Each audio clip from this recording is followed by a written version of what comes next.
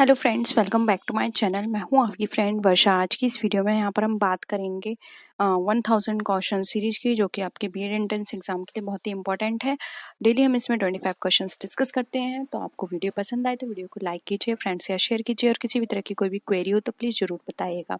Start करते हैं question को। आप लोग आ जाइए। देखिए यहाँ पे क्वेश्चंस हैं। फर्स्ट है, dash is known as the father of scientific management. बहुत ही सिंपल क्वेश्चन है। Frederick W Taylor, Henri Fayol, Robert Owen, या फिर नन ऑफ दीज। बताइए कौन है जो फादर ऑफ साइंटिफिक मैनेजमेंट कहे जाते हैं।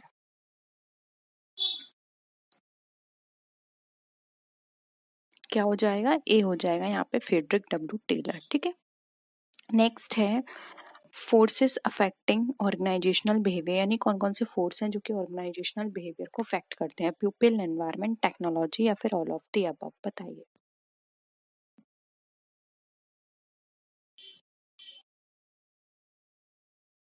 देखिए यहाँ पे फोर्सेस की बात करें तो ऑर्गेनाइजेशनल बिहेवियर को पीपल भी अफेक्ट करेंगे, एक एनवायरनमेंट भी अफेक्ट करेगा, किस तरह का एनवायरनमेंट है, किस तरह की कंडीशंस हैं काम करने की, एंड टेक्नोलॉजी भी अफेक्ट करेगी। मॉडर्न टेक्नोलॉजी यूज कर रहे हैं, ट्रेडिशनल टेक्नोलॉजी यूज कर रहे हैं, कौन सी टेक्नोलॉजी है। ठीक है, इसलिए यहाँ पे option D, all of the above, right answer हो जाएगा। नेक्स्ट है, Hawthorne studies is related to which stage of organisational behaviour evolution. बताइए। Scientific management, human relation movement, organisational behaviour, या फिर इंडस्ट्रियल रिवोल्यूशन। हॉथरॉन स्टडी आपने पढ़ी होगी, बताइए। देखिए हॉथरॉन स्टडी की बात करें तो ये ह्यूमन रिलेशंस के बारे में बात करती है, इसलिए यहाँ पे ऑप्शन सी राइट आंसर हो जाएगा। नेक्स्ट है, प्रेजेंट कॉन्टेस्ट में ओबी चैलेंजेस क्या क्या हैं। Employ expectation, workforce diversity, globalization, या फिर all of the above.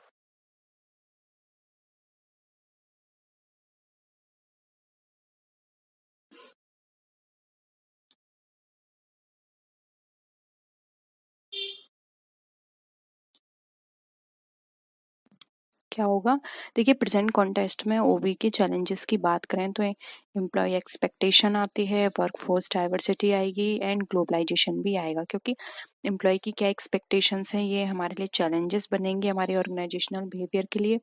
Workforce diversity होगी, और ग्लोबलाइजेशन में आपको पता है न्यू टेक्नोलॉजी है, न्यू एनवायरनमेंट होता है, तो ये भी इफेक्ट करेगा, इसलिए ऑप्शन डी यहाँ पे all of the above right answer हो जाएगा।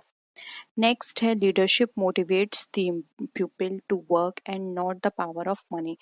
ये कॉन्टेस्ट हमारा क्या बताता है कॉन्सेप्ट, यानी कि लीडरशिप सिर्फ मोटिवेट करने के लिए है लोगों को, इसका मतलब ये नहीं है कि आप अपने पैसों की ताकत दिखाएं।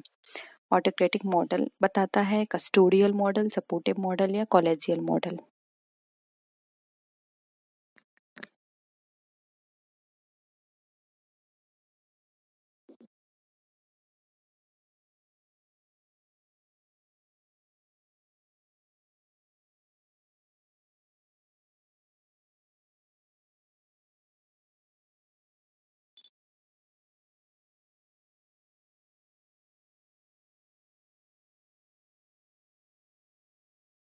बताइए क्या होगा?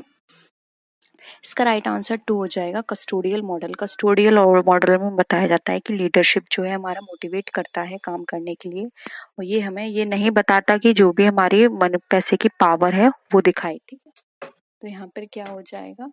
ऑप्शन बी हमारा राइट आंसर हो जाएगा। नेक्स्ट क्वेश्चन देखिए, ऑर्गेनाइजेशनल बिहेवियर। ऑर्गेनाइजेशनल बिहेवियर क्या है? साइंस है, आर्ट है, science as well as art है, या फिर नन ऑफ द अबव। बताइए।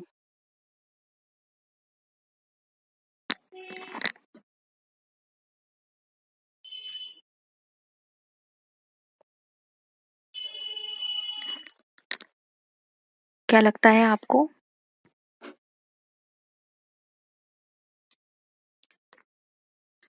देखिए यहाँ पर बात करें हम ऑर्गेनाइजेशनल बिहेवियर की, तो ये art as well as science है, क्योंकि आर्ट में हम बात करते हैं कि हर ऑर्गेनाइजेशनल बिहेवियर के अंदर सारी चीज़ों को मैनेज करना, डिफरेंट टास्क है, किस तरह से आप क्या काम करेंगे। साइंटिफिक है क्योंकि ये सिस्टमेटिक वे में चलता है। ठीक है, ऑप्शन सी करेक्ट है।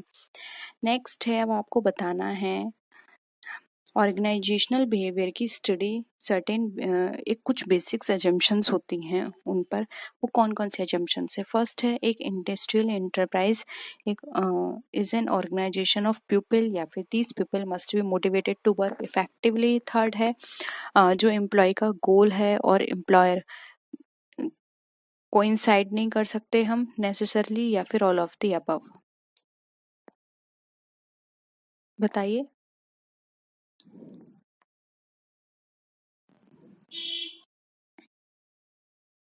देखिए यहाँ पर हम बात करें तो all of the above right answer हो जाएगा।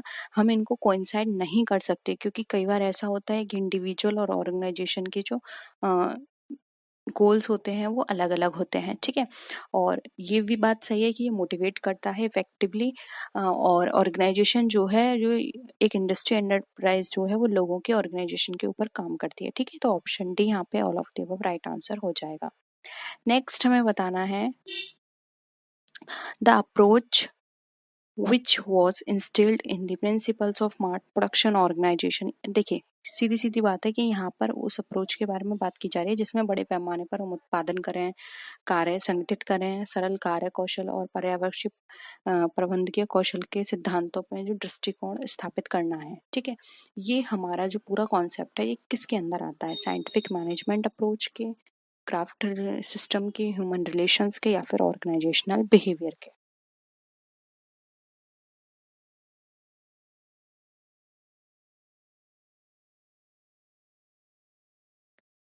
क्या हो जाएगा? डी हो जाएगा ऑर्गेनाइजेशनल बिहेवियर। ये सब ऑर्गेनाइजेशनल बिहेवियर में कंसिडर किया जाएगा, ठीक है। नेक्स्ट देखिए, अब एक फेमस स्टडी है जो कि यूएस सोशल साइंटिस्ट एल्चन मेयो ने दी थी, और इनके साथ फ्रिट्ज रोथ्सबर्गर भी थे। इन्होंने वेस्टर्न इलेक्ट्रिक प्लांट में ये थ्योरी दी थी जो कि शिकागो में है। उसको हम किस नाम से जानते हैं?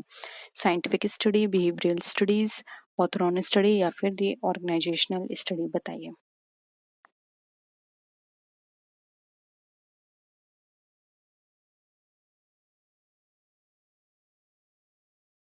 क्या हो जाएगा आंसर?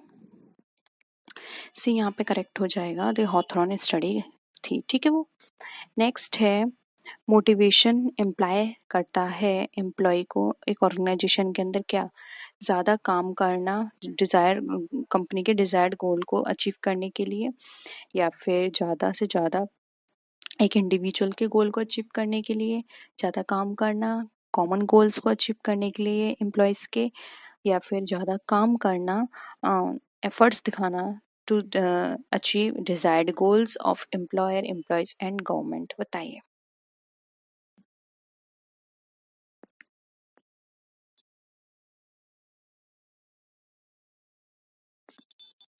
देखिए यहाँ पे ऑर्गेनाइजेशन के अंदर बात की जा रही है मोटिवेशन की, तो मोटिवेशन हम एम्प्लॉय को करेंगे क्यों? कि वो खुद के साथ साथ कंपनी के और सोसाइटी के बारे में भी सोचे। तो यहाँ पे ऑप्शन डी करेक्ट हो जाएगा, exert more effort to accomplish the desired goals of the employer, employees and government, ठीक है। ऑप्शन क्या हो जाएगा? डी। नेक्स्ट है which of the following is not considered as a leadership style, यानी कि इसमें से कौन सा लीडरशिप स्टाइल नहीं है, आपको ये बताना है। Task oriented leadership style, society oriented leadership style, employ oriented, या फिर ऑटोक्रेटिक लीडरशिप स्टाइल। बताइए।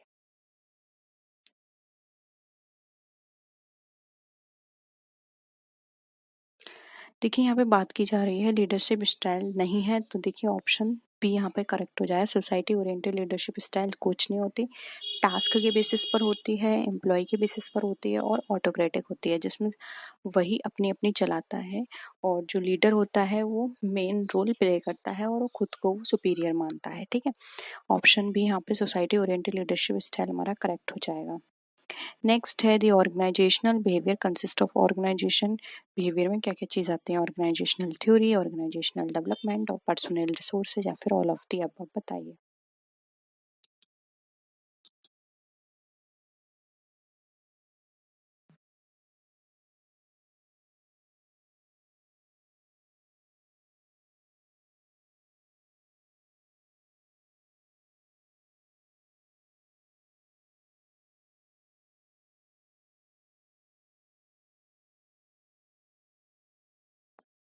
राइट आंसर क्या हो जाएगा? D, all of the above. Organisational behaviour में हम ऑर्गेनाइजेशनल थ्योरीज की बात करते हैं, ऑर्गेनाइजेशन के डेवलपमेंट और पर्सनल रिसोर्सेज को किस तरह हम इफेक्टिवली यूज़ करें इसके बारे में बात करते हैं, इसलिए डी यहाँ पे करेक्ट होगा। नेक्स्ट है फंडामेंटल ऑफ ऑर्गेनाइजेशनल बिहेवियर। हमें ऑर्गेनाइजेशनल बिहेवियर की फंडामेंटल के बारे में बताना है, क्या होगा? Individual difference, whole person, caused behaviour या फिर ऑल ऑफ दिस? बताइए क्या हो जाएगा इसका आंसर?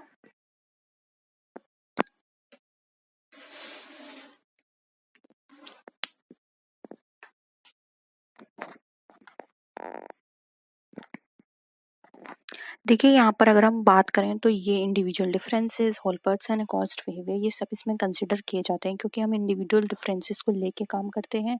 एक होल पर्सन की बात की जाती है। होल पर्सन का मतलब है कि हर पर्सन यहाँ पर हम एक तरह से उसको हम ये कह सकते हैं कि ऐसा नहीं है कि कोई भी पर्सन यहाँ पर एक तरह से हम उसको एक इंडिविजुअल पर्सन जो है उसको हम एक असेट की तरह यूज करते हैं, यानी कि हर पर्सन अपने आप में एक इम्पॉर्टेंट पर्सन है, ठीक है। और कॉस्ट बिहेवियर की बात करें तो यहाँ पे बिहेवियर को, उनके हर किसी के बिहेवियर को ध्यान में रखकर काम किया जाता है, इसलिए ऑल ऑफ दीज यहाँ पे राइट आंसर हो जाएगा।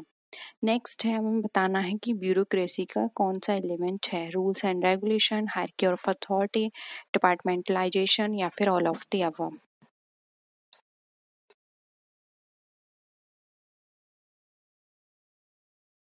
क्या होगा आंसर?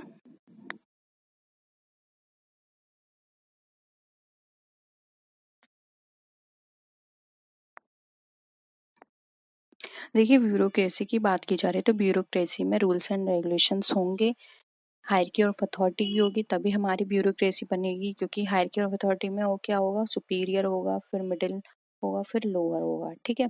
एंड डिपार्टमेंटलाइजेशन में भी यही होगा, इसलिए ऑप्शन डी यहाँ पे हमारा करेक्ट होगा। नेक्स्ट है हमें बताने हैं ऑर्गेनाइजेशनल थ्योरी के कंपोनेंट्स कौन कौन से हैं? गोल्स, वर्क, अडेप्टेशन या फिर ऑल ऑफ दीज?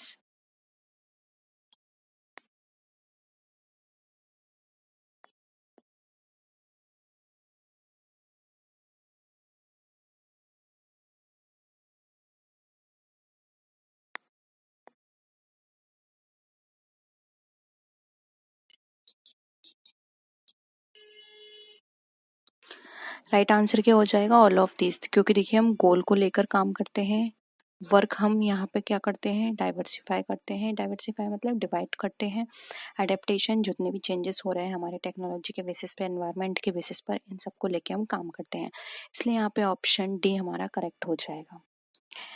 नेक्स्ट है which of the following is not the modern theory of organisational behaviour, यानी कि इसमें कौन सा हमारा modern theory of organisational behaviour नहीं है? फ्यूजन प्रोसेस, बायोलॉजिकल, बिहेवियरल या फिर कंपैरेटिव?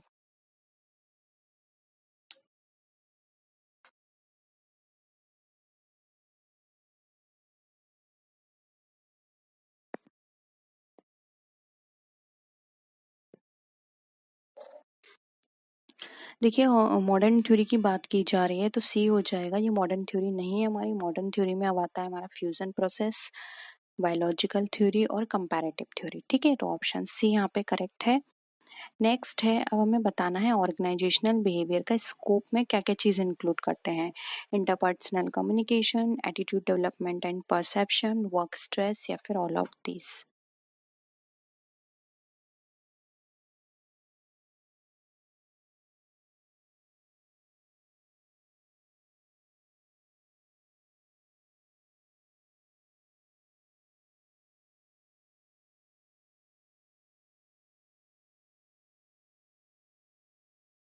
क्या हो जाएगा? देखिए ऑर्गेनाइजेशनल बिहेवियर हमारा काम करता है इंटरपर्सनल कम्युनिकेशन के बेसिस पर। इसके अंदर हम एटीट्यूड डेवलपमेंट एंड परसेप्शंस की बात करते हैं, वर्क स्ट्रेस की बात करते हैं, उसको कम करने की बात करते हैं वर्क स्ट्रेस को। तो ऑर्गेनाइजेशनल बिहेवियर में ये सारे कंपोनेंट कवर किए जाते हैं जिनके बेसिस पर हम ये काम करते हैं सारे, ठीक है। इन सब में हमारा ऑर्गेनाइजेशनल बिहेवियर काम करता है, इसलिए ऑप्शन डी यहाँ पे हमारा करेक्ट हो जाएगा। नेक्स्ट है क्वेश्चन हमारा, the theories of organizational book is written by. अब जो ऑर्गेनाइजेशनल बुक है, थ्योरीज ऑफ ऑर्गेनाइजेशनल बुक है, वो किसने लिखी है? कार्ल पियर्सन ने, डेविड लेब ने, जॉन मिलर ने या फिर हेनरी फ्यूल ने? बताइए, बहुत ही फेमस है ये बुक और एग्जाम में आपके बहुत पूछी जाती है, थ्योरीज ऑफ ऑर्गेनाइजेशनल बिहेवियर।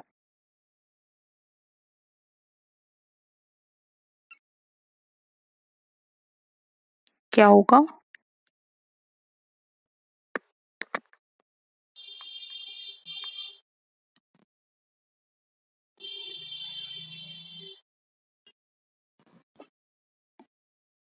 देखिए, ये बुक लिखी गई है theories of organisational by John Miner. ठीक है, ऑप्शन सी यहाँ पे हमारा करेक्ट है। नेक्स्ट क्वेश्चन देखिए, विच of the following is not the classical theorist? इसमें से कौन सा क्लासिस्ट थ्योरी नहीं है, क्लासिकल थ्योरिस्ट नहीं है? Winslow Taylor, Fayol, Gulick and Urwick, Elton Mayo या फिर max weber?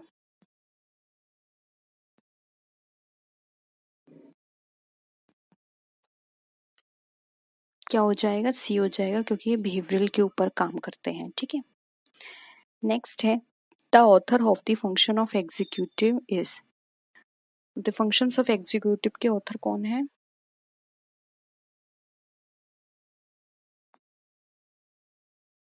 John Robinson, max weber, Chester Barnard या फिर उर्विक? सी हो जाएगा, चेस्टर बर्नार्ड। ठीक है, नेक्स्ट है, which one of the part of organization? इसमें से कौन सा ऑर्गेनाइजेशन का पार्ट है? Formal organization, individual, physical environment of the work situation या फिर ऑल ऑफ द अबव? देखिए, ऑर्गेनाइजेशन की बात करें तो एक फॉर्मल ऑर्गेनाइजेशन, एक individual, physical environment of the work situation, ये सब ऑर्गेनाइजेशन का पार्ट होते हैं। ठीक है, इसलिए ऑप्शन डी हम यहाँ पर राइट होगा हमारा आंसर। नेक्स्ट है, किसी भी पर्सन को डेलीगेट करते समय अथॉरिटी, यानी कि अथॉरिटी जूनियर से लेके सीनियर को, वो हमारी एक्टिविटी क्या कहलाती है?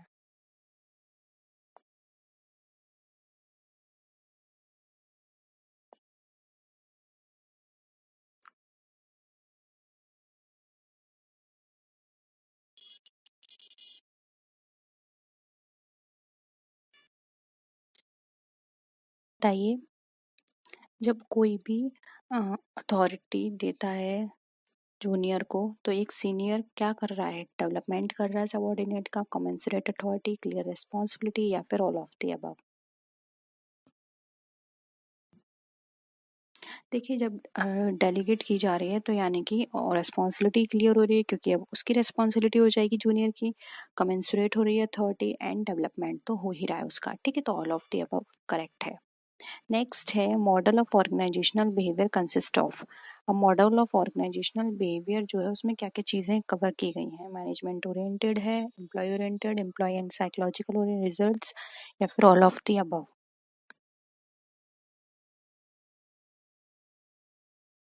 क्या हो जाएगा यहाँ पे आंसर? डी हो जाएगा, क्योंकि मैनेजमेंट ओरिएंटेड तो होता ही है, एम्प्लॉय ओरिएंटेड भी होता है, और एम्प्लॉय एंड साइकोलॉजिकल रिजल्ट भी हमें प्रोवाइड करता है। ठीक है, तो ऑप्शन डी यहाँ पे करेक्ट है। नेक्स्ट है, as per Robbins the scope of organisational behaviour covers? अब रॉबिन्स के अकॉर्डिंग ऑर्गेनाइजेशनल के स्कोप में क्या क्या चीज़ें कवर की जाती हैं? मोटिवेशन, लीडरशिप, ग्रुप डायनेमिक्स या फिर ऑल ऑफ दीज? क्या होगा?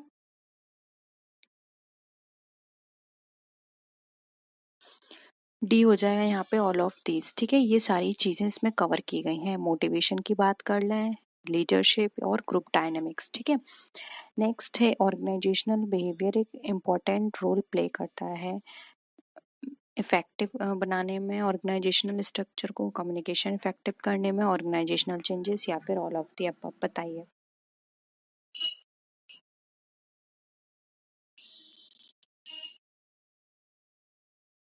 क्या हो जाएगा? डी हो जाएगा, क्योंकि ऑर्गेनाइजेशन स्ट्रक्चर को तो इफेक्टिव बना ही रहा है, कम्युनिकेशन भी अच्छा हो रहा है, यानी कि सारी चीज़ें इसमें अच्छे तरह से होंगी। क्योंकि जब हम ऑर्गेनाइजेशनल बिहेवियर की बात करते हैं तो हम सारे ही कंपोनेंट्स कंसिडर करेंगे, एम्प्लॉय को लेंगे, मैनेजमेंट को लेंगे। तो जब हम सब चीज़ अच्छी करेंगे तो हमारे ये सारे रिजल्ट अच्छे निकल कर आएंगे। ठीक है, तो ऑप्शन डी करेक्ट है। यही थे आज के हमारे क्वेश्चंस। आई होप यहाँ पे सारे क्वेश्चंस क्लियर है। कोई भी डाउट है प्लीज़ ज़रूर बताइए। ठीक है, तो नेक्स्ट वीडियो में मिलते हैं आपसे। तब तक के लिए टेक केयर, बाय बाय।